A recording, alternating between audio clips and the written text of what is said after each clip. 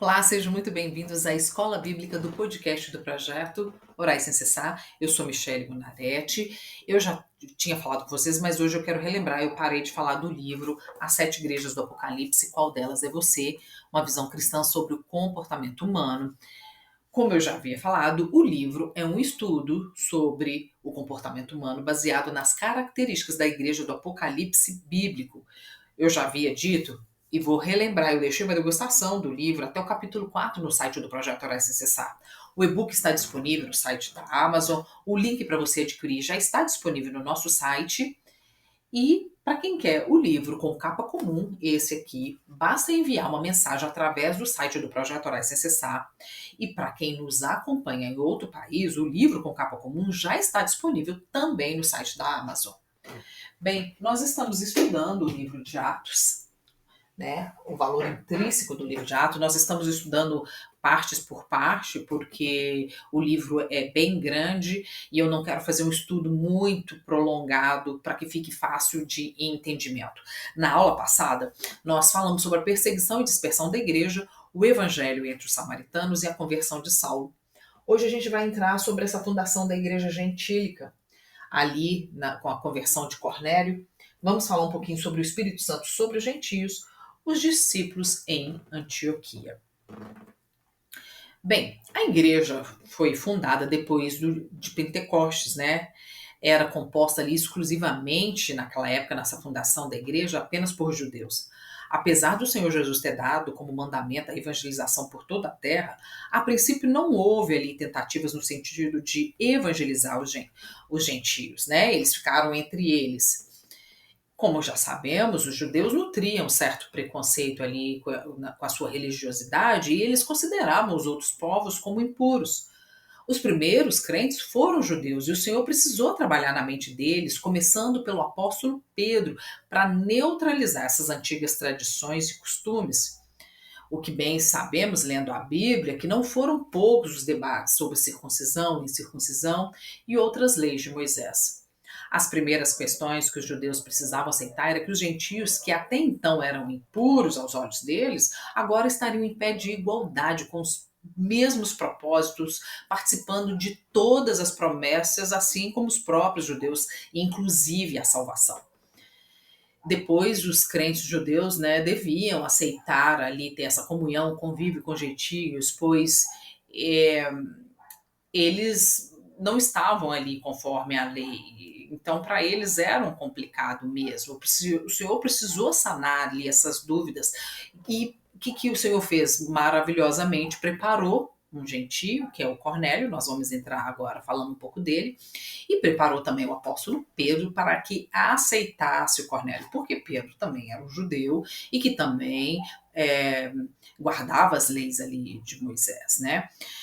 Cornélio foi um oficial do exército romano em Cesareia. Ele era um gentio temente a Deus e por isso deve ter sido o primeiro gentio que o Senhor planejou receber ali a mensagem do evangelho.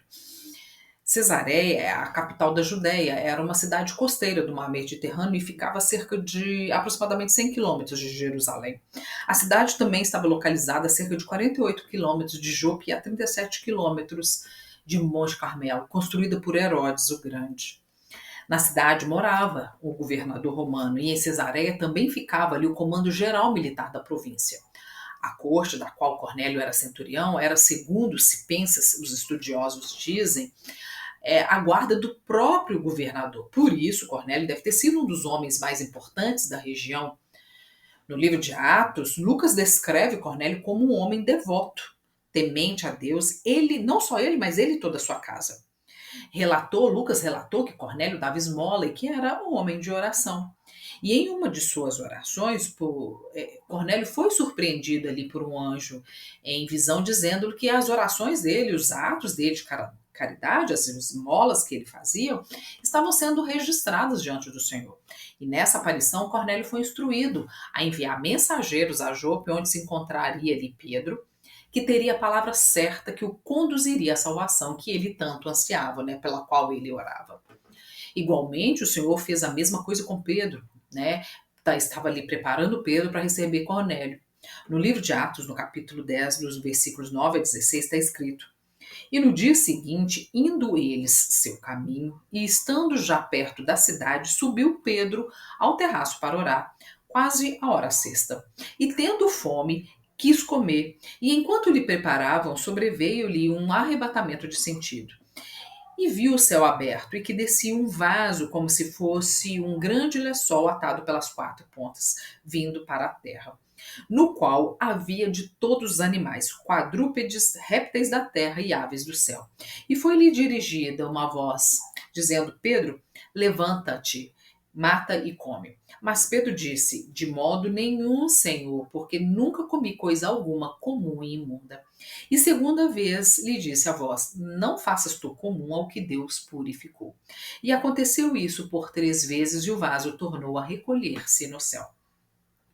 Pedro não entendeu de imediato a visão que o Senhor tinha dado a ele, mas quando os mensageiros de Cornélio chegou ali à porta da casa onde ele estava hospedado e lhe contaram a respeito da sua missão e de como o anjo do Senhor também tinha orientado a Cornélio, né, para enviar ali os mensageiros para falar com Pedro, Pedro então não teve mais dúvida. E claro que se não fosse pela visão que o Senhor havia dado a Pedro, ele só pela palavra daqueles mensageiros, de maneira nenhuma atenderia o pedido de Cornélio. A religiosidade era forte na sua vida, porque ele fazia parte ali também dos costumes dele, né? Pedro também era judeu, mas Pedro era obediente a Deus. Então ele foi a Cesareia e pregou a palavra não apenas a Cornélio, mas também a toda a sua família. E a palavra diz que grande parte ali dos amigos de Cornélio foram convertidos e cheios do Espírito Santo.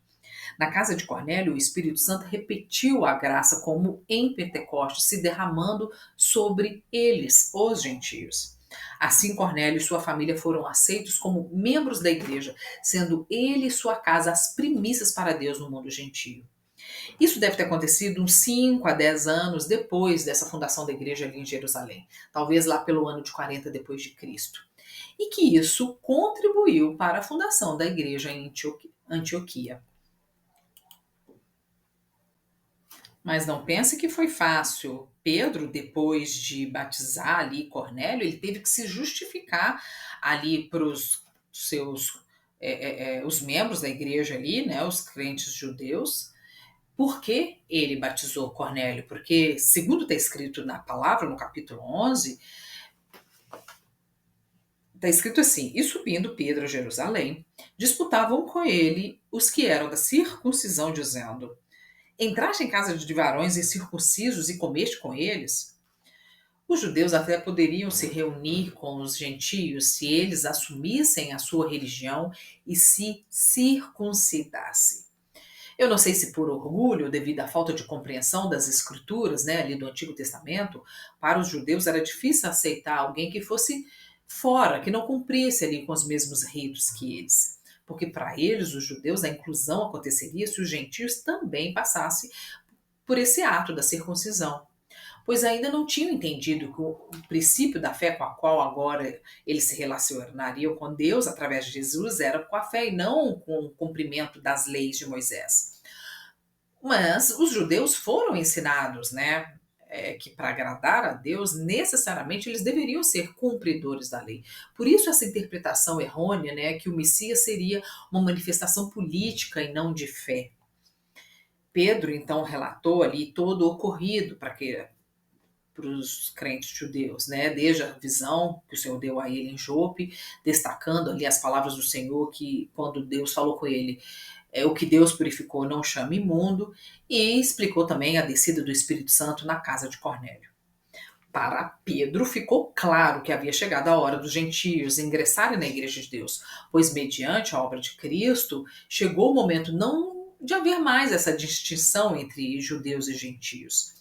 O Senhor estava trazendo ali uma plena comunhão entre judeus e gentios, explicando, né, sobre estarem juntos nos seus lares, nas refeições também.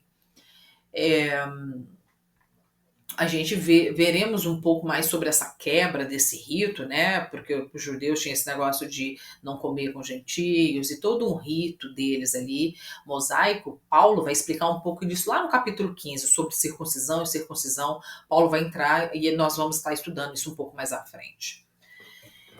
O Espírito Santo, né? O Senhor ali, o Espírito Santo, desceu sobre os gentios na casa de Cornélio, selando ali essa comunhão entre judeus e gentios. No livro do profeta Joel, há uma profecia de que o Senhor haveria de derramar o seu Espírito Santo sobre toda a carne. Esse evento, desse derramamento do Espírito Santo, começou lá em Pentecostes. Logo em seguida, nós estudamos na aula passada que também o Senhor, o Espírito Santo se cumpriu, se derramou ali na vida dos samaritanos quando Filipe pregou para eles e João e Pedro impuseram as mãos sobre os samaritanos. Poucos anos depois, o Espírito Santo mais uma vez foi derramado agora sobre os gentios quando ouvia as palavras de Pedro na casa de Cornélio, conforme nós lemos ali no livro de Atos, no capítulo 10, os versículos 44 a 46. E dizendo ainda essas palavras, e dizendo Pedro ainda essas palavras, caiu o Espírito Santo sobre todos os que ouviam a palavra. E os fiéis que eram da circuncisão, todos quanto tinham vindo com Pedro, maravilharam-se de que o dom do Espírito Santo se derramasse também sobre os gentios, porque os ouviam falar em línguas e magnificar a Deus. Esse derramamento do Espírito Santo marcou o nascimento da igreja entre os gentios. Podemos perceber aqui o cuidado do Senhor, com o seu plano de salvação para todos os povos, para que não ficasse desacreditado logo ali no início, pelos judeus crentes.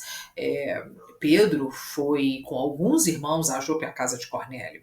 Esses irmãos seriam as suas testemunhas oculares de tudo que aconteceu ali naquele lugar.